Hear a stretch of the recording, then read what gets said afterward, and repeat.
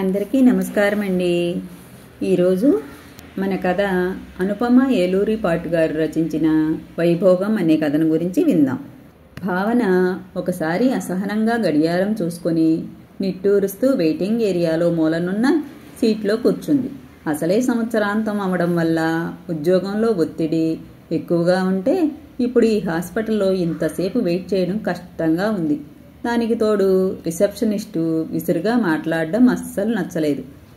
నేనేం చేయను మేడం, మీకంటే ముందు వచ్చిన వాళ్ళు ఉన్నారు కదా, మిమ్మల్ని ముందు పంపలేను కదా అని అందరికీ వినపడేలా మాట్లాడి అక్కడే నుంచున్న తనని ఏమాత్రం లెక్క చేయకుండా ఏదో టైప్ చేసుకోవడం మొదలుపెట్టింది ఆమె.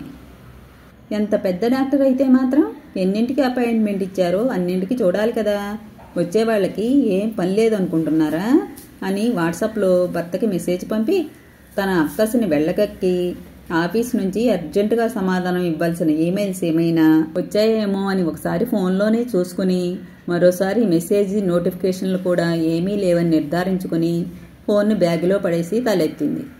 వెయిటింగ్ ఏరియాలో ఒక 20 మంది ఉన్నారు. తనకంటే ముందు 6 వెయిటింగ్లో ఉన్నారని ఇందాకే రిసెప్షనిస్ట్ చెప్పింది. ఒకసారి ఆమె వైపు చూసింది భావన.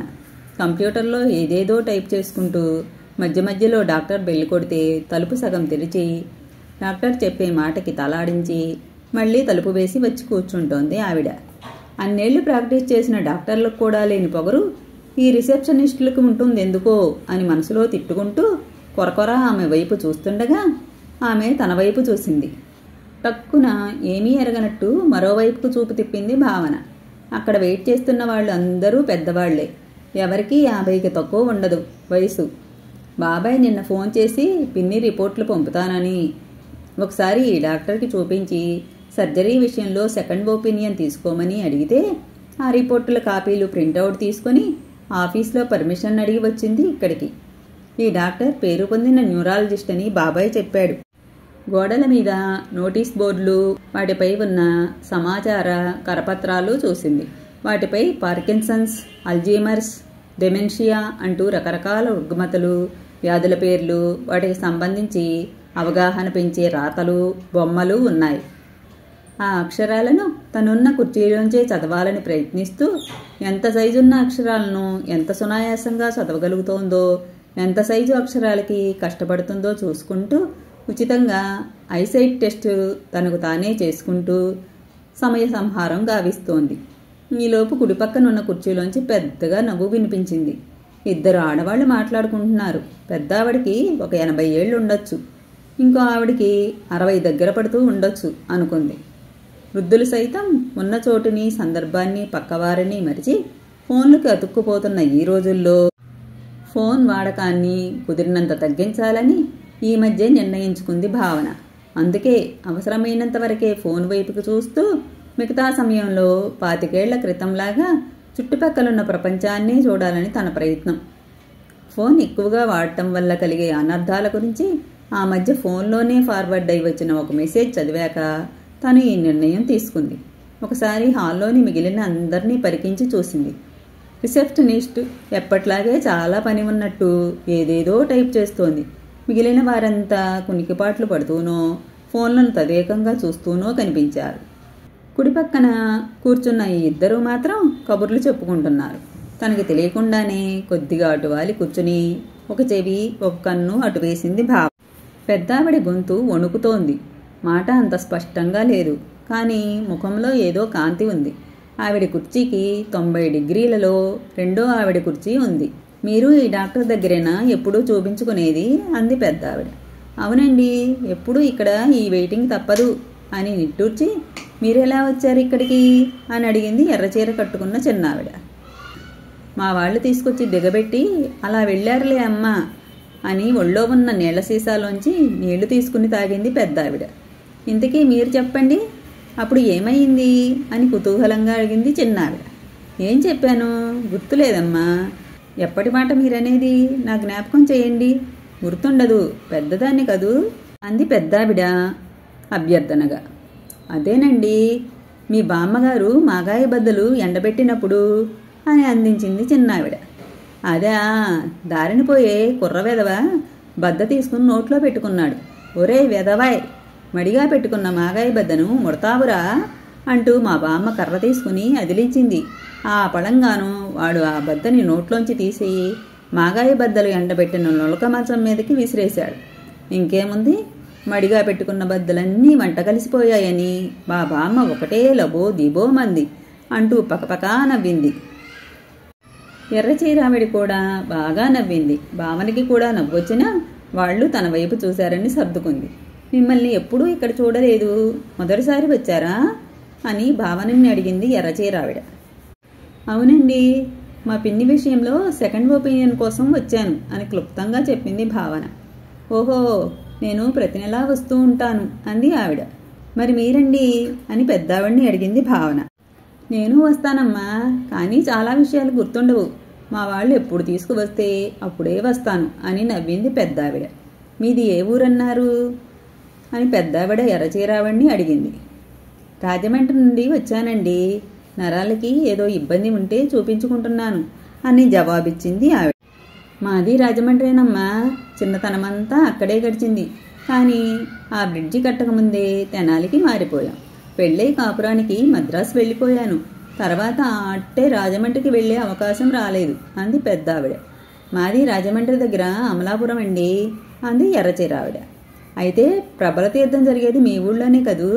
చిన్నప్పుడు మా తాత వేలు పట్టుకుని తీర్థానికి వెళ్ళేవాళ్ళం, జీళ్ళు చెరకుగళ్ళు తినేవాళ్ళం అంది పెద్దావిడ. అవునండి, చాలా బాగా జరుగుతాయి అని నవ్వింది ఎర్రచీరావిడ. మీరెక్కడ ఉంటారమ్మా అని భావనని అడిగింది పెద్దావిడ. మొదటి నుంచి హైదరాబాద్ అండి, ఎక్కడికి వెళ్ళలేదు ఇన్నేళ్లలో.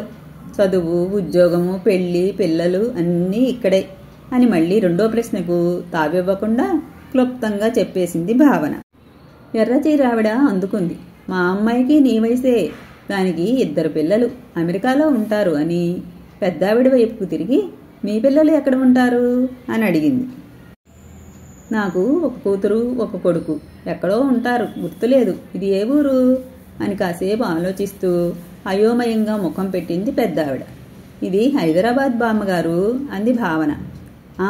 ఇక్కడే ఉంటారు మా అమ్మాయి వాళ్ళు, మీకు తెలిసేమో అంది పెద్దావిడ నసుగుతున్నట్టు. భావనకి ఆశ్చర్యంగా అనిపించింది. చిన్నప్పటి కబుర్లు, మాగాయి బద్దలు, చెరుకుగడలతో సహా గుర్తుపెట్టుకున్న పెద్దావిడ ఇప్పుడు ఇంత అయోమయంగా అయిపోయింది ఏమిటా అనుకుంది. ఈ మాటలతో అసలు సంబంధం లేనట్టు ఎర్రచీరావిడ టక్కున్న టాపిక్ మార్చేసింది. మా మనవలు వచ్చే నెల అమెరికా నుంచి వస్తున్నారు. మా అమ్మాయికి మన పిండి వంటలు వండి పెట్టే తీరిక ఉండదు.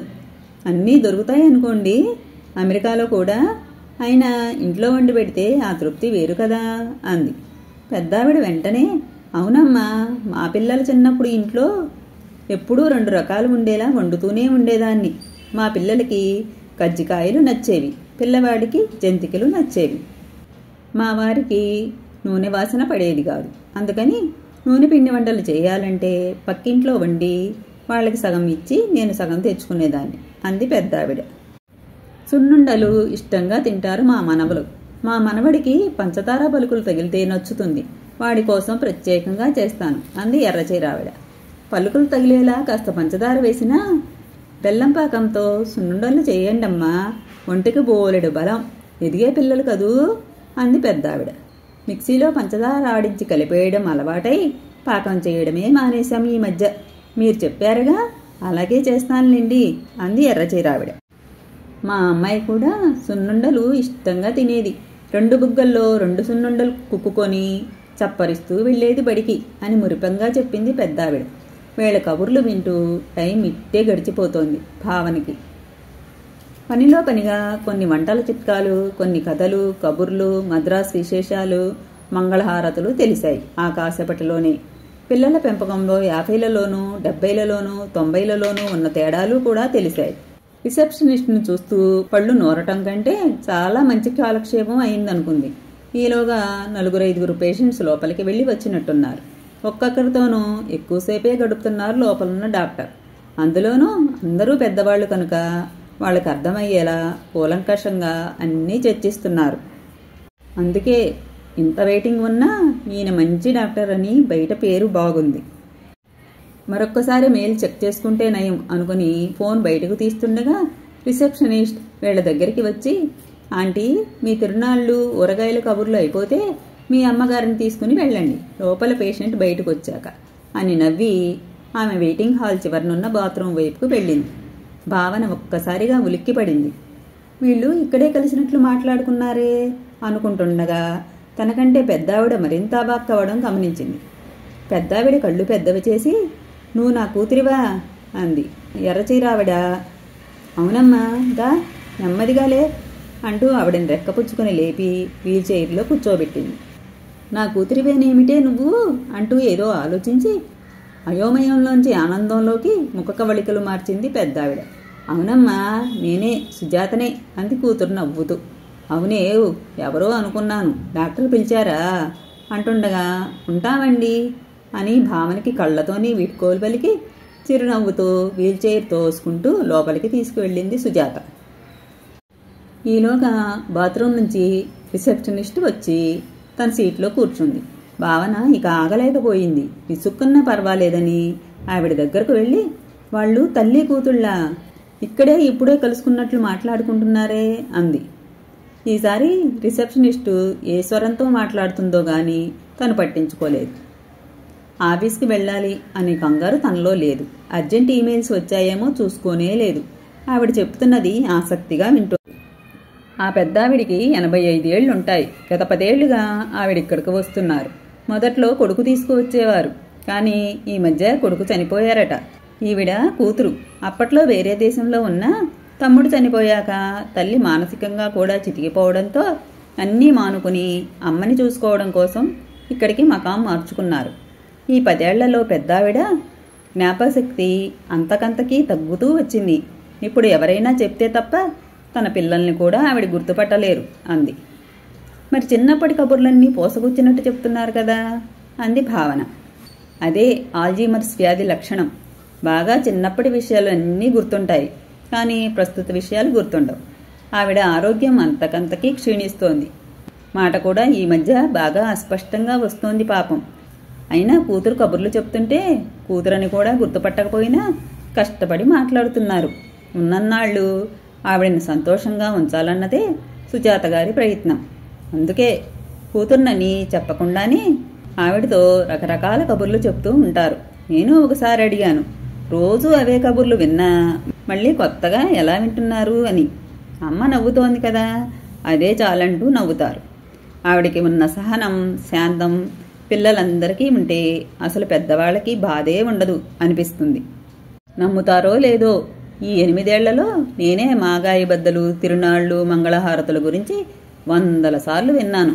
వాళ్ళు వచ్చేది నెలకొకసారే. మరి ఆవిడ ఇంకెన్నిసార్లు పగలు రాత్రి విని ఉంటారు. అయినా మళ్ళీ మళ్ళీ వింటారు. మళ్ళీ మళ్ళీ కొత్తగా విన్నట్టే నవ్వుతారు. ఎప్పుడైనా ఆవిడకి తన కొడుకు మరణమో ఇంకేమైనా పాత విషయాలో గుర్తొచ్చి బాధ కలుగుతోంది అనిపిస్తే ఇంకేదో విషయంలోకి వెళ్ళిపోతారు. ఆ మహాతల్లి అదృష్టం. కూతురు టాపిక్ను మార్చిందని కూడా పసిగట్టలేని పసిమనసు ఆవిడిది. ఆవిడ మంచాన ఉండొచ్చు, ఇంట్లో వాళ్ళని గుర్తుపట్టకపోవచ్చు, తన పని తాను చేసుకోలేకపోవచ్చు, అన్నం తినాలన్నా చేతులు వణకొచ్చు, లేచి 4 అడుగులు వేయలేకపోవచ్చు. కానీ ఇలాంటి కూతుర్ని కన్నందుకు ఉన్నంతకాలం ఆ పెద్దావిడ ముఖాన చిరునవ్వు మాత్రం చెదరదు అంది రిసెప్షనిస్ట్. ఈలోగా బెల్ మోగితే లేచి తలుపు దగ్గరికి వెళ్ళి డాక్టర్ చెప్పే మాటలకు తలాడించి మళ్ళీ వచ్చి కూర్చుని ఏదో టైప్ చేసుకోవడం మొదలుపెట్టింది. భావన సీట్లోకి వెళ్ళి కూర్చుంది. లోపల డాక్టర్ తల్లి కూతుళ్లతో మాట్లాడుతున్నారు. కానీ భావనకి ఆలస్యం అయిపోతుందన్న కంగారు లేదు. గుండెల్లో ఏదో బరువు. అది బాధ కాదు, భయం కాదు, ఆనందం కూడా కాదు, ఒక అనిర్వచనీయమైన అనుభూతి. ఆ తల్లి కూతుళ్ల మధ్య జరిగిన సంభాషణ, ఆ పెద్దావిడ కబుర్లు వింటూ ఇంకా ఇంకా అడుగుతూ తలాడిస్తున్న కూతురు, ఆ పెద్దావిడ మాటల మధ్య బోలెడు జీవితసారం, ఆవిడ బోసినవ్వు, ఇవన్నీ తన కళ్ళలోనే ఆడుతున్నాయి. జ్ఞాపకశక్తి పోవడం ఆ పెద్దావిడికి శాపమా, వరమా? ఇందాక నోటీస్ బోర్డులో కరపత్రాలపై ఉన్నవి చదివింది.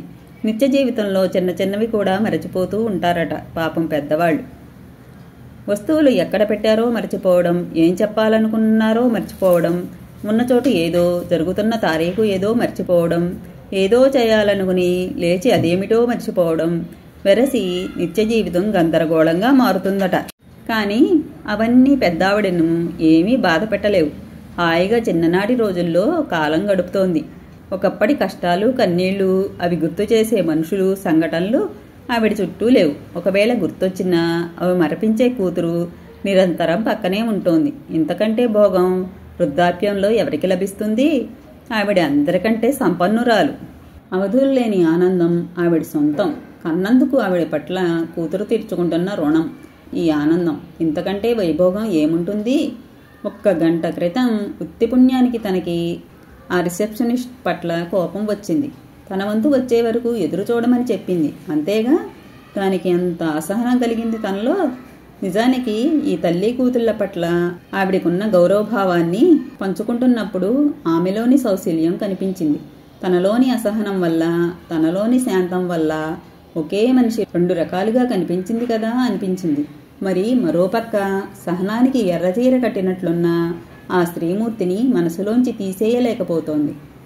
రిసెప్షనిస్ట్ అనసూయమ్మ గారి అటెండెంట్ అని తనను పిలవడంతో ఈ లోకంలోకి వచ్చి కళ్ళు తుడుచుకుని లేవటానికి సిద్ధమై బ్యాగ్ భుజాన వేసుకుంటూ నెమ్మదిగా డాక్టర్ గది తలుపు తెరుచుకుని బయటికి వస్తున్న వీల్ చైర్ వైపుకి చూసింది. రెండవ బాల్యంలోని ఆనందాన్ని ఆస్వాదిస్తూ కేరింతలు కొడుతున్న ఆ తల్లి నిర్మలమైన నవ్వు ముఖాన్ని చూడటానికో, తల్లిని పసిపాపగా లాలిస్తూ అందులోనే తన ఆనందాన్ని వెతుక్కుంటున్న ఆ కూతురి నిష్కల్మషమైన ప్రేమపూరిత వదనాన్ని చూడటానికో, వాళ్ళని అభినందిస్తూ హాయిగా వీడ్కోలు పలుకుదామనో తెలియదు గాని మనసంతా నిండిన అమితమైన ఆత్మీయతతో ఎదురు చూస్తూ డాక్టర్ గదివైపు అడుగులు వేసింది భావన. ఈ కథ ఇంతటితో సమాప్తమండి. తిరిగి మరో మంచి కథతో మళ్ళీ కలుసుకుందాం.